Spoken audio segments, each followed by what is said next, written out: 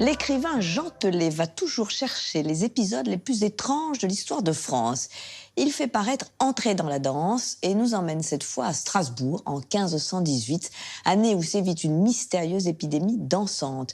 Les habitants s'agitèrent pendant un mois entier et finirent par en mourir. Dimitri Paille a rencontré le roi de la curiosité historique. D'habitude, les gens que je vais voir, c'est souvent des gens qui me racontent ce qu'a été leur vie. Là, c'est une fille... J'ai dit une bêtise, non? Depuis ses débuts à l'Écho des Savanes ou à l'Assiette anglaise, Jean Telet s'est toujours passionné pour les histoires invraisemblables. Pour que ça m'intéresse, il faut que ça soit une histoire folle. J'essaye de faire ça de la façon la plus vivante possible.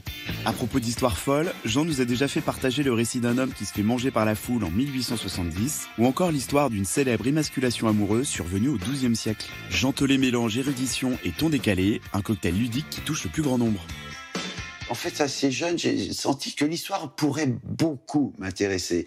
Mais elle m'était mal racontée à l'école. Et d'ailleurs, souvent, quand je vais dans des lycées ou des trucs comme ça, devant les profs, les élèves viennent me dire « Ah, monsieur, si on nous apprenait l'histoire comme vous, on aurait des meilleures notes. » Ça, c'est cadeau.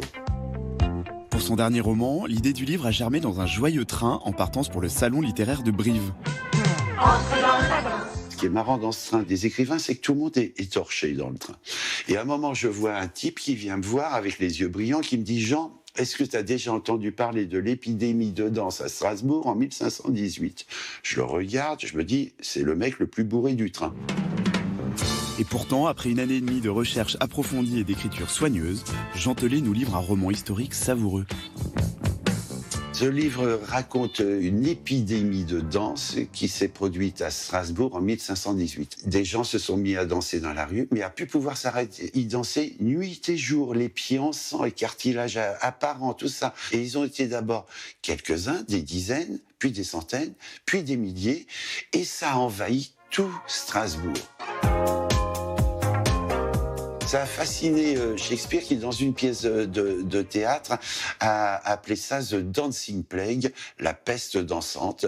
Et ça a été la première rave partie au monde, la plus grande et la plus dingue.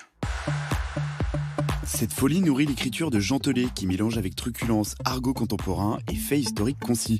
On s'y croirait.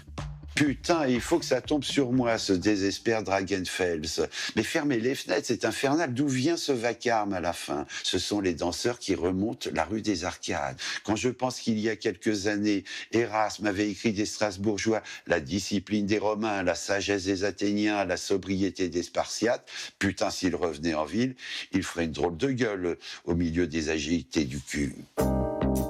La force de l'écrivain, c'est de nous replonger dans la grande histoire. Ici, on revit la famine qui frappe la région strasbourgeoise au XVIe siècle. C'est arrivé à un moment où Strasbourg était dans une panique totale, de misère, de famine. Les femmes, quand elles avaient fini d'allaiter, en étaient arrivées à jeter leurs enfants à la rivière. D'autres couples mangeaient leurs enfants. C'est intéressant de voir comment une population peut réagir face à des drames terribles. Comment se sauver? Comment sauver sa tête? Et là, idée totalement farfelue, ils ont sauvé ça par la danse. Mais la danse jusqu'à en crever. C'est une des théories avancées, mais la science n'a apporté aucune certitude. Cependant, cette danse macabre, difficile à croire, est-elle bien réelle? La réalité, contrairement à la fiction, n'a pas besoin d'être crédible. C'est ça le paradoxe. Quand on écrit une fiction, il faut essayer que ça ait l'air crédible. Mais la réalité, elle s'en fout de la crédibilité. Finalement, c'est elle qui est la plus folle. Entre dans la danse, les soucis n'ont pas de chance, la musique commence.